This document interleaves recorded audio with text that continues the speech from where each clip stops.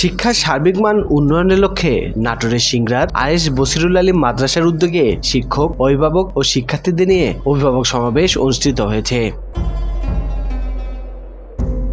বৃহস্পতিবার 14 নভেম্বর বিকেলে মাদ্রাসা চত্বরে এ সমাবেশ অনুষ্ঠিত হয়।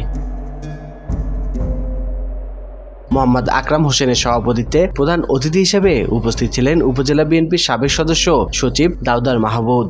সমাবেশে বক্তব্য দেন প্রতিষ্ঠানের সাবেক সভাপতি ও ডাহিয়া ইউনিয়ন পরিষদের সাবেক chairman M Abul Kalam, Dahiya union বিএনপির আহ্বায়ক ইব্রাহিম খলিল, অধ্যক্ষ মাওলানা মোহাম্মদ শামসুল ইসলাম, সহকারী শিক্ষক নওশেদ আলী, বাবুল হোসেন, অভিভাবক আলাউদ্দিন আকন্দ, আব্দুল খালেক, শহীদুল ইসলাম সহ আরো অনেকেই। সমাবেশ শেষে কৃতি শিক্ষার্থীদের মাঝে পুরস্কার বিতরণ করা হয়। স্বাধীনতা টিভি বাংলা নিউজ ডেস্ক।